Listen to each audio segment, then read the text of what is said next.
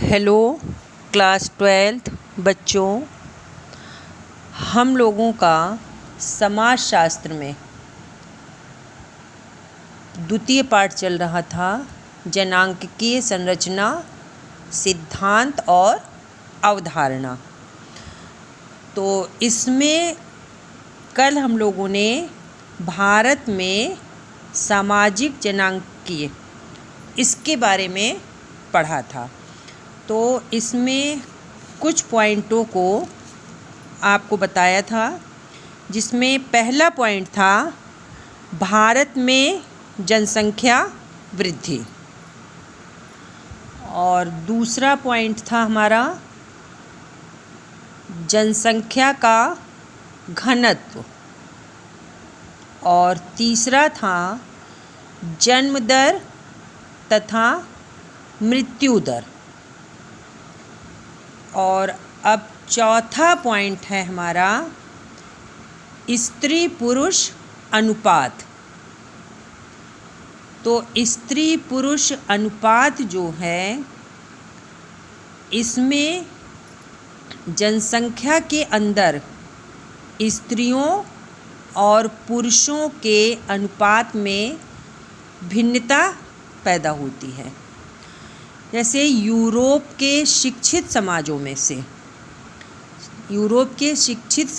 में स्त्रियों और पुरुषों का अनुपात काफ़ी समान पाया जाता है, और उसी जगह भारत में 1951 की तुलना में 2011 तक पुरुषों की तुलना में स्त्रियों की संख्या कम होती गई।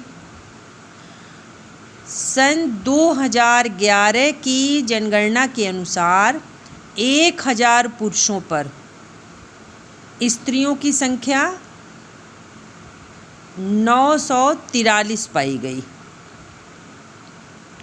और वहीं केरल जो है, वह एक ऐसा राज्य है जिसमें 1000 पुरुषों पर स्त्रियों की संख्या 1084 है, मतलब 84 स्त्रियां वहाँ पर अधिक हैं।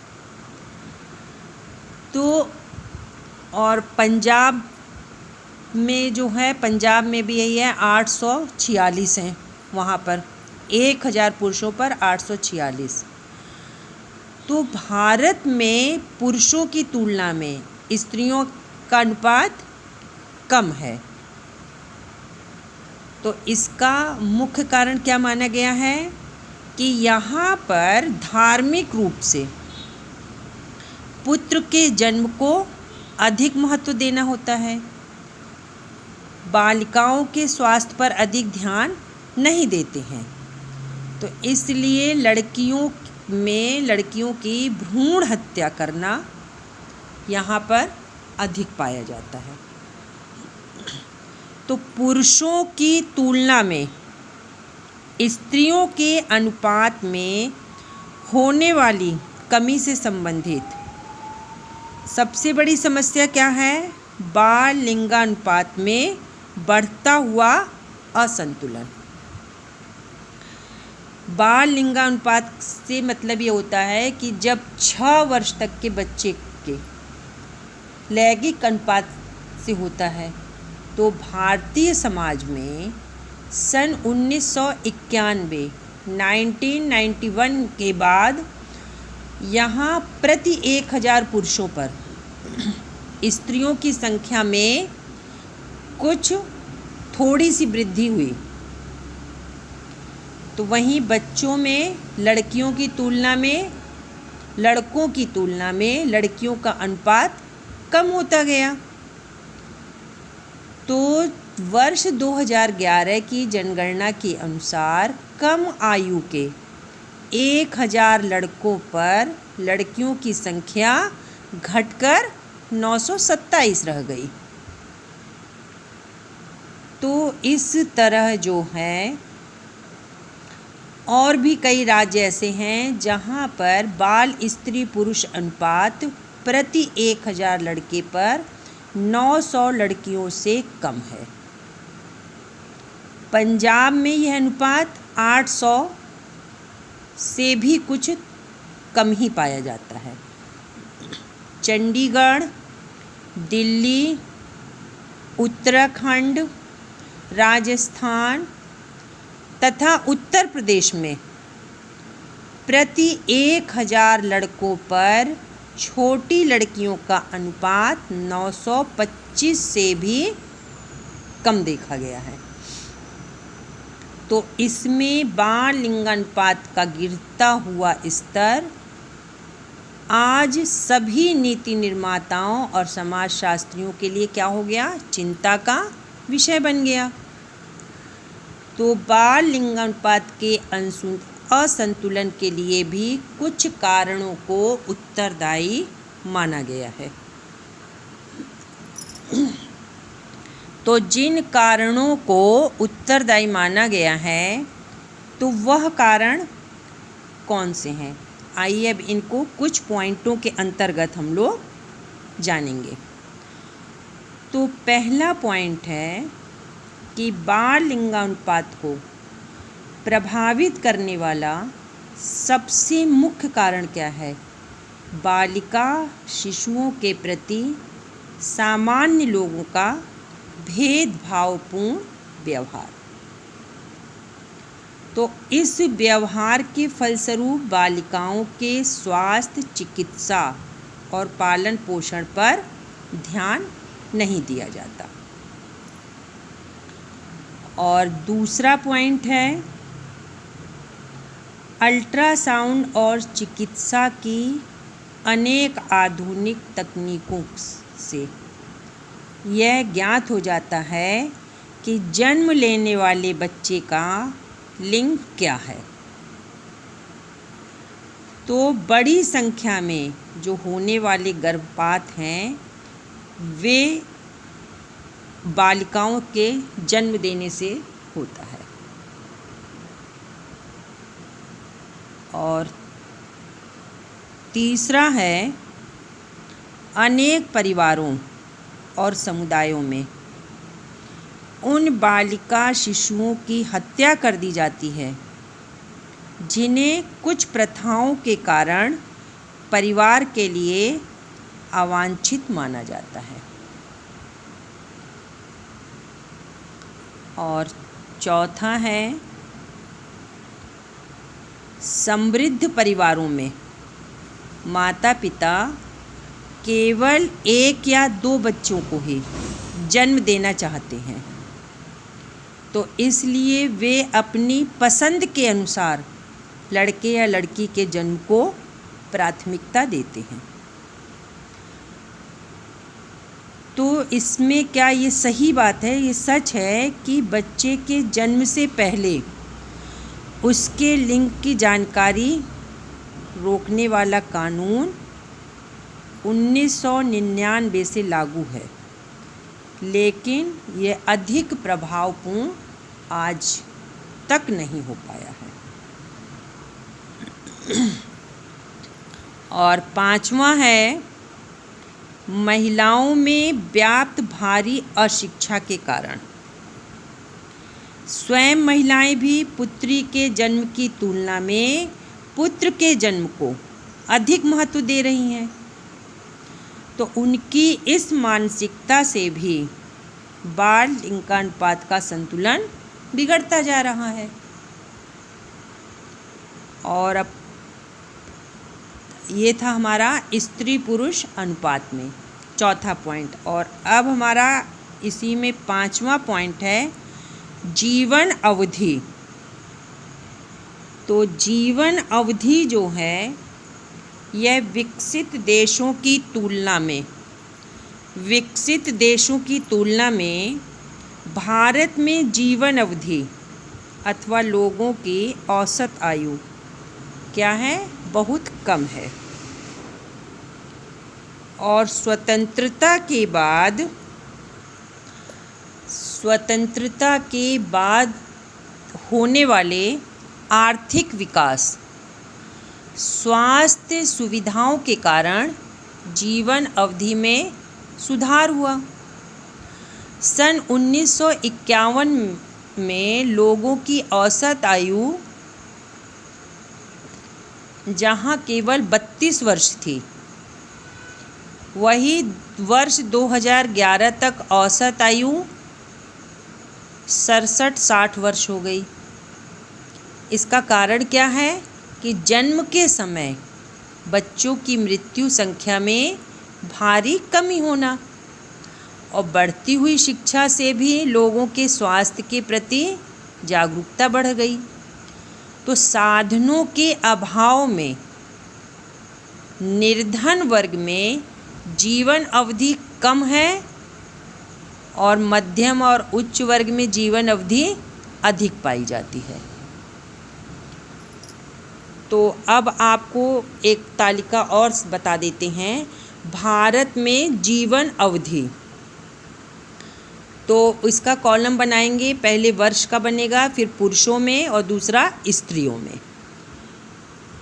तो पुरुष वर्ष में लिखेंगे 1951 में, पुरुषों में लिखेंगे 32.40 और स्त्रियों में लिखेंगे 31.70। 1961 में पुरुषों में 41.90 और स्त्रियों में 40.60। और 1971 में पुरुषों में 46.90 और स्त्रियों में 44.70। 1981 में पुरुषों में 50.90 और स्त्रियों में 50.00। और 91 में पुरुषों में 58.60 और स्त्रियों में 59.00। फिर 2001 में पुरुषों में 64.70, स्त्रियों में 65.10 और 2011 में पुरुषों में 67.10 और स्त्रियों में 68.30। और अब आ जाइए, छठवां पॉइंट है आयु संरचना।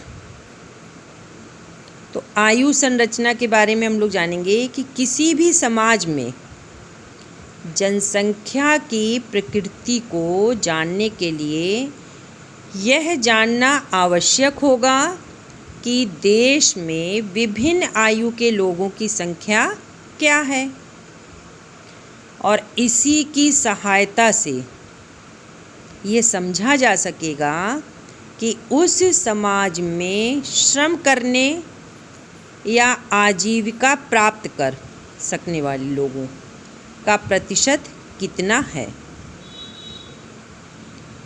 तो जो समाज में वृद्ध और अनुभवी लोगों की संख्या जितनी अधिक होती है, वह समाज उतना ही विकसित होता है। क्यों? क्योंकि वर्तमान दशाओं में सामाजिक और आर्थिक विकास के लिए उन लोगों की संख्या अधिक होना अच्छा माना जाता है जो कार्य अथवा परिश्रम करने के लिए योग्य होते हैं और अपनी आवश्यकताओं को पूरा करने के लिए दूसरों पर निर्भर नहीं होते। तो भारत में आज आयु संरचना की बदलती हुई प्रकृति को कुछ तालिकाओं के अंतर्गत जो है स्पष्ट करते हैं। तो इसमें देखिए, भारत में आयु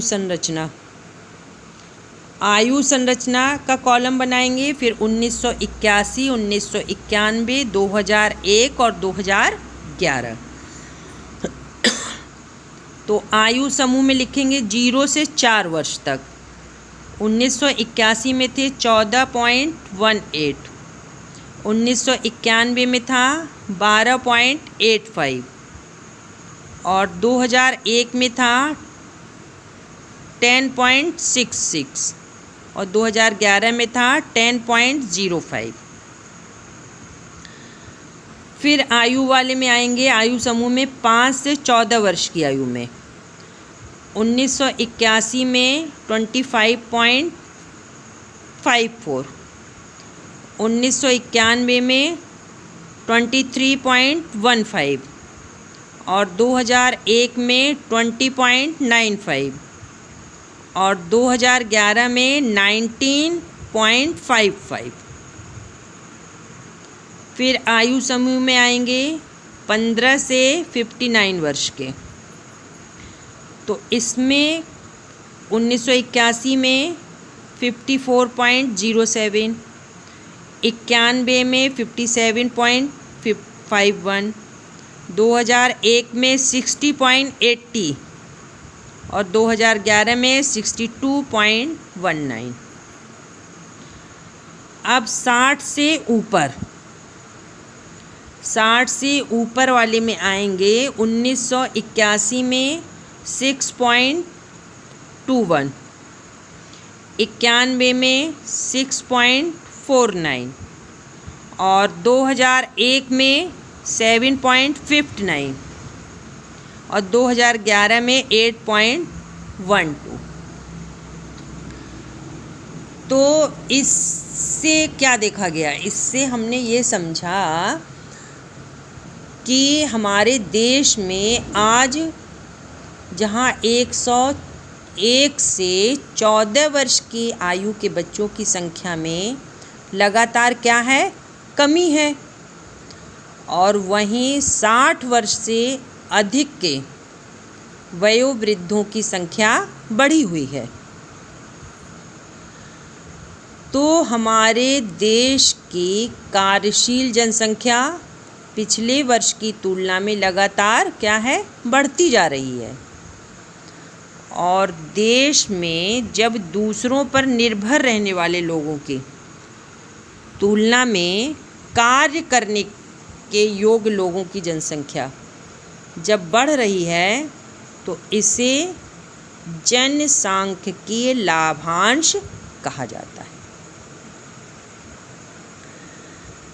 तब वर्तमान में हमारे देश की जनसंख्या में 18 से 59 वर्ष की आयु वाले कार्य करने के योग्य जो लोगों का प्रतिशत है वह 45 से भी अधिक होने से ये आशा की जाती है कि इसके अधिक विकास के रास्ते पर आगे बढ़ना अधिक आसान है। तो अक्सर ये देखा जाता है कि लोगों का कहना होता है कि भारतीय समाज की बदलती हुई आयु संरचना क्या हमें जनांकीय लाभांश दे रही है? तो इसमें हम लोग ये देखेंगे कि व्यावहारिक रूप से बढ़ती हुई कार्यशील जनसंख्या का लाभ तभी मिलेगा जब देश में शिक्षा बढ़ने के साथ ही रोजगार के अवसर में भी वृद्धि हो। तो शिक्षा की कमी के उत्पादन से यह युवाओं की रोजगार के अवसर जब नहीं मिलते तो वे दूसरों पर क्या होते हैं? आश्रित होने लगते हैं। तो उसके परिणाम स्वरूप समाज उनसे मिलने वाले लाभ से वंचित रह जाता है। तो इससे यह स्पष्ट हो जाएगा कि कार्यशील जनसंख्या की वृद्धि का लाभांश तभी मिलता है जब नियोजन और व्यावहारिक नीतियों के द्वारा रोजगार के अवसरों और उत्पादनों में वृद्धि होगी। और अब इसी में 7वां पॉइंट है। 7वां पॉइंट है ग्रामीण और नगरीय जनसंख्या। तो ग्रामीण और नगरीय जनसंख्या में भी एक चार्ट आपको बताएं तो पहले जनगणना वर्ष ग्रामीण और नगरीय डाल लेंगे। तो 1991 में ग्रामीण में 82.70 और नगरीय में 17.30। 1961 में ग्रामीण में 82.00, नगरीय में 18.00। 1971 में ग्रामीण में 80.10 और नगरीय में 19.90। 1981 में ग्रामीण में 76.70 और नगरीय में 23.30। और 1991 में ग्रामीण में 74.30, नगरीय में 25.70। और 2001 में ग्रामीण में 72.20, नगरीय में 27.80। और 2011 में ग्रामीण में 68.80 और नगरीय में 31.20। तो इस तरह भारत में वर्ष 1991 की जनगणना के समय ग्रामीण जनसंख्या का प्रतिशत 82.0 से भी अधिक था और वर्ष 2011 में यह प्रतिशत घटकर 68.80 रह गया। तो जैसे जैसे औद्योगिकरण और नगरीकरण में वृद्धि हो गई तो गाँव की जनसंख्या का एक बड़ा हिस्सा रोजगार के लिए नगरों की ओर जाने लगा। तो इसी के फलस्वरूप आज नगरों की जनसंख्या तेज़ी से बढ़ रही है और ग्रामीण जनसंख्या कम हो रही है। और अब इसमें अगला पॉइंट है 8वां हमारा, जनसंख्या में साक्षरता। तो जनसंख्या में साक्षरता से हमारा तात्पर्य है कि कितने लोग पढ़े लिखे होते हैं। तो किसी भी समाज के जनसंख्या में साक्षरता और शिक्षा जितनी अधिक होती है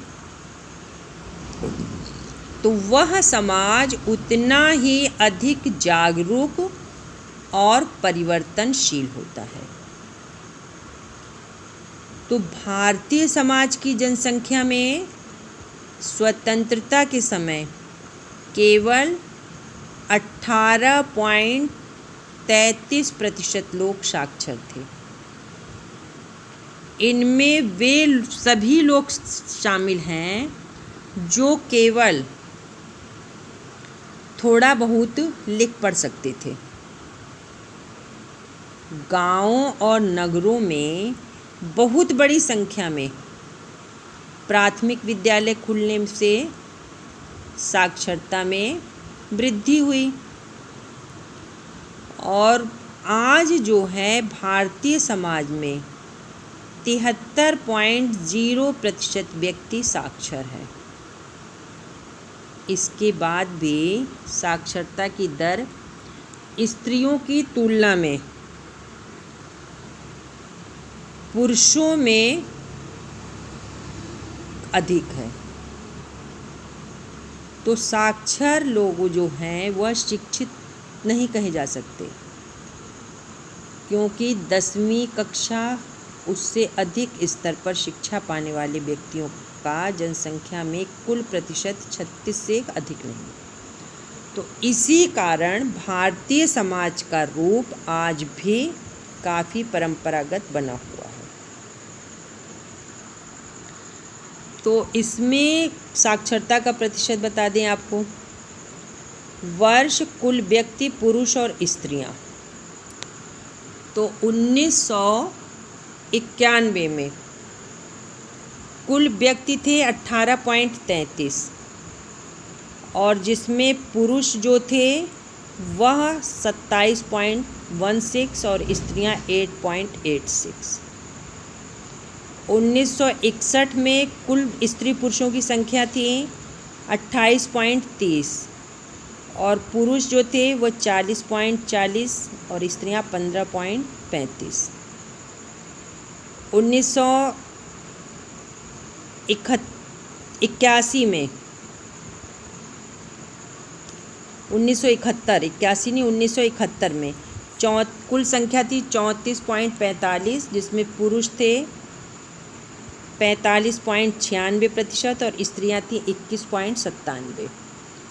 फिर 1981 में कुल थी संख्या 43.57, पुरुष जो थे 56.38 और स्त्रियां 29.76। और 1991 में पुरुष कुल संख्या 52.21, स्त्रियां 64.13 और 39.29 स्त्रियां। और 2001 में 64.84 जिसमें पुरुषों का साक्षर 75.26 और स्त्रियां 53.6। और 2011 में 72.98 थी और जिसमें 80.88 पुरुष थे और 64.63 स्त्रियां थीं। तो ये था हमारा। और अब हम लोग और देखेंगे, अगला टॉपिक है प्रमुख जनांकीय विशेषताएं, कि प्रमुख जनांकीय विशेषताएं क्या है। तो इसमें जो है भारत की सामाजिक और इनमें कुछ ऐसी विशेषताओं को स्पष्ट किया गया है जो विश्व के बहुत से देशों में काफ़ी भिन्न है। तो उन विशेषताओं के बारे में अब हम लोग आगे पढ़ेंगे। तो प्रमुख जनांकीय विशेषताएं, तो इसमें पहला पॉइंट है हमारा, भारत में स्वतंत्रता के बाद जन्म दर और मृत्यु दर दोनों में कमी होने के बाद हमारी जनसंख्या का आकार बहुत तेज़ी से बढ़ता जा रहा है। और इस समय भारत में अधिक जनसंख्या केवल चीन में है, लेकिन चीन में परिवार नियोजन की नीति बहुत कड़ाई से लागू होने के कारण जनसंख्या की वृद्धि रुक गई। लेकिन उसी देखा जाए दूसरी तरफ तो भारत में अभी भी प्रत्येक वर्ष लगभग 1.80 करोड़ जनसंख्या बढ़ रही है। अब दूसरा पॉइंट है हमारा, भारतीय जनसंख्या में विभिन्न धर्मों और संप्रदायों से संबंधित लोगों का समावेश है। तो यहाँ इस्लाम को मानने वाले लोगों की संख्या लगभग 17 करोड़ है और मुसलमान यह मानते हैं कि परिवार नियोजन के साधनों का उपयोग करना उनके धर्म के विरुद्ध है। तो अनेक जातियों के लोग भी परिवार नियोजन में विश्वास नहीं करते हैं। और तीसरा है, भारत में आज भी लगभग 69% लोग गाँव में निवास करते हैं और गाँव में साक्षरता की कमी होने के साथ, क्योंकि गाँव में कम पढ़े लिखे लोगों के होने के कारण संयुक्त परिवारों का प्रचलन अधिक है। और इससे क्या है, जनसंख्या जो है ग्रामीणों में अधिक बढ़ती है। क्यों? क्योंकि वहाँ पर भरण पोषण का कार्य जो परिवार का मुखिया होता है वो करता है। तो इसलिए जनसंख्या गांव में अधिक बढ़ती है। और यहाँ गांव में जनसंख्या वृद्धि को रोकने के लिए सरकार ने समय समय पर अनेक कार्यक्रम और नीतियाँ बनाई, लेकिन कोई ऐसा कानून नहीं है जिसके द्वारा सभी लोगों को परिवार का आकार सीमित करने के लिए बाध्य किया जा सके। और अब चौथा है, भारत में जीवन अवधि तुलनात्मक रूप से कम होने के कारण जनसंख्या में अनुभवी लोगों की क्या है, कमी है।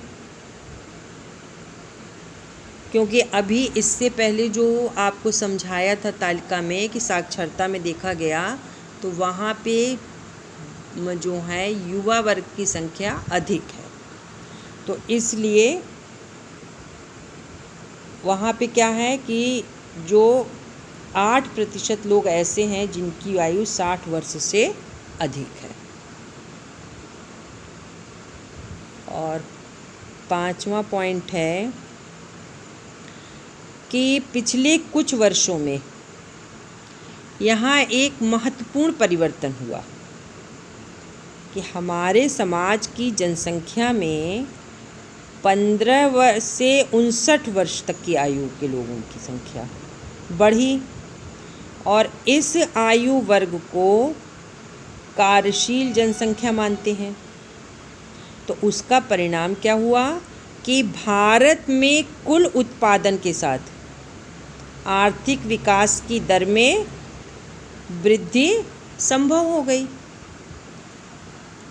और अब 6वां पॉइंट है कि स्वतंत्रता के बाद साक्षरता की दर में काफ़ी वृद्धि हो जाने के बाद भारतीय समाज के परंपरागत सामाजिक ढांचे में कोई विशेष परिवर्तन नहीं हुआ।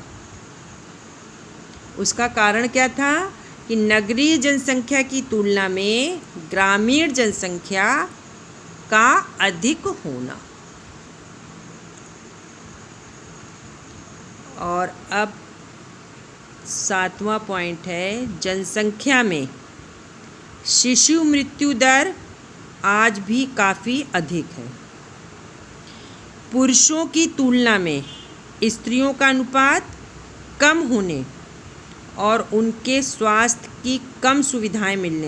संबंधी सुविधाएं कम मिलने के कारण सामाजिक संरचना में पुरुषों की अपेक्षा स्त्रियों की स्थिति आज भी अधिक कमज़ोर है। और अगला पॉइंट है 8वां, स्वतंत्रता के बाद जनसंख्या में स्थान परिवर्तन करने की प्रवृत्ति लगातार बढ़ रही है। तो इसी दशा को हम प्रवास अथवा स्थानीय गतिशीलता कहते हैं।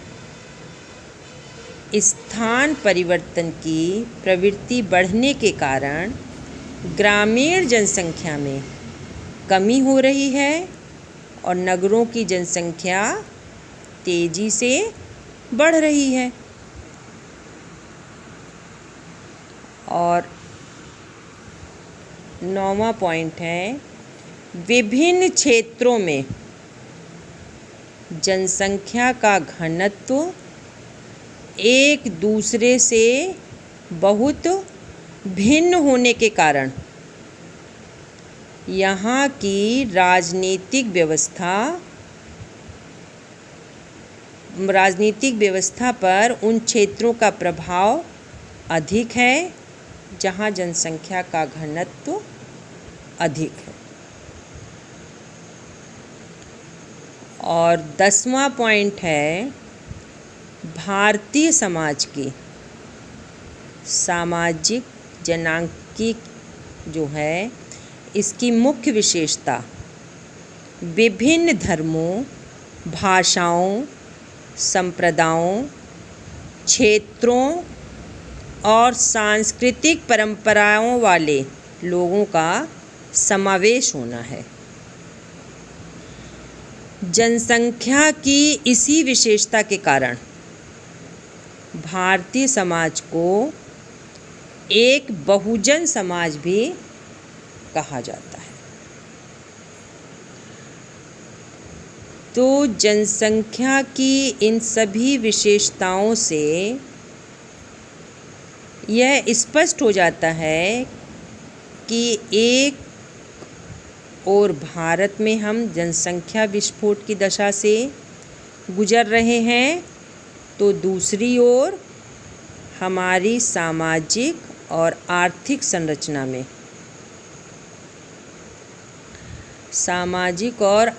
संरचना में परिवर्तन हो रहे हैं और जनसंख्या संबंधी विशेषताओं के आधार पर अपने समाज में प्रति व्यक्ति कम आय, निम्न जीवन स्तर, निर्धनता, बेरोजगारी, आवास, स्वास्थ्य सुविधाओं की कमी, इन समस्याओं के कारणों को समझना सबसे ज़्यादा आवश्यक है। तो ये हम लोगों का था अब कि क्यों जनसंख्या। अब हम लोगों का अगला टॉपिक होगा जनसंख्या विस्फोट अथवा अति जनसंख्या। तो जनसंख्या विस्फोट अथवा अति जनसंख्या, इसके लिए भारत की जो जनसंख्या निरंतर बढ़ रही है, तो जनसंख्या की वृद्धि हमारे लिए क्या है, एक गंभीर समस्या है। जनसंख्या की तीव्र वृद्धि के क्या कारण हैं जो हमारी प्रगति को सभी योजनाएं इसमें असफल हुए हैं। तो भारत में जनसंख्या वृद्धि के मुख्य कारण क्या हैं? भारत में जनसंख्या वृद्धि के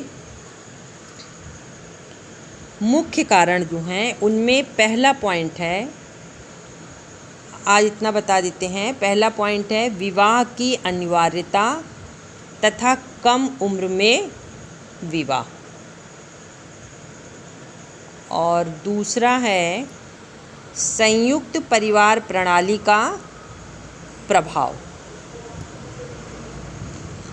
और तीसरा है प्रचलित धार्मिक विश्वास,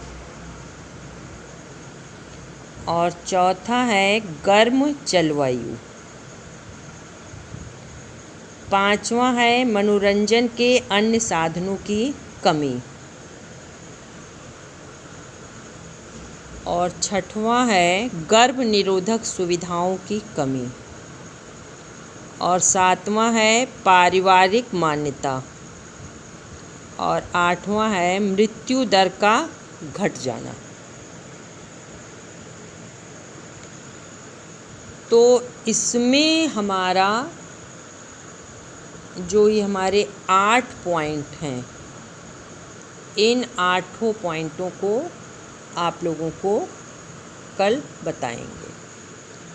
और लास्ट में बच्चों आप लोगों से ये फिर पुनः कहा जा रहा है कि अभी तक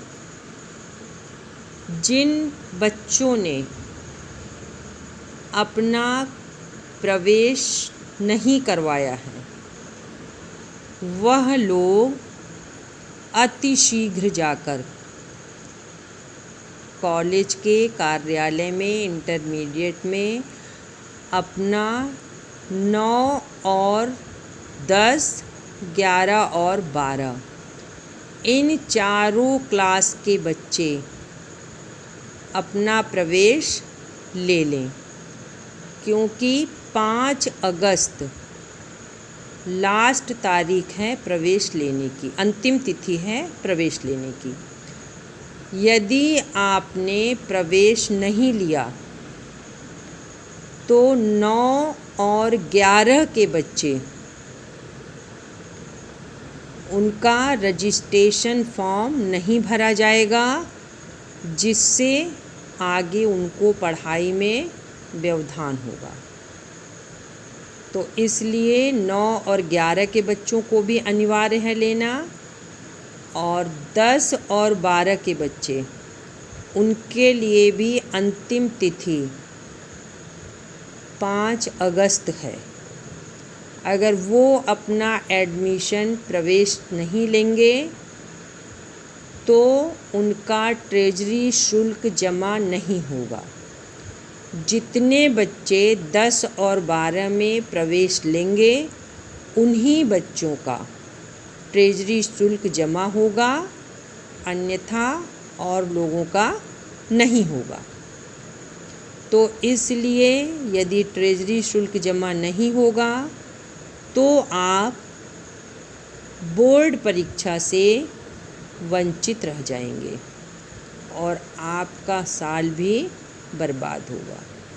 तो इसलिए किसी भी तरह से आप लोग अपना प्रवेश जाकर अतिशीघ्र ले लें, क्योंकि 5 अगस्त लास्ट डेट है, अंतिम तिथि है। इसके बाद फिर आप लोगों को प्रवेश नहीं मिल पाएगा। तो जिन्होंने ले लिया है वो लोग अपने आसपास, अपने दोस्तों सभी को यह सूचना दे दें कि अतिशीघ्र जाकर 4-5 तारीख तक सभी लोग अपना प्रवेश ले लें, नहीं तो बोर्ड परीक्षा से वंचित रह जाएंगे। आज के लिए बच्चों इतना ही। मैं सुषमा श्रीवास्तव अपनी वाणी को यहीं पर विराम देती हूँ। धन्यवाद।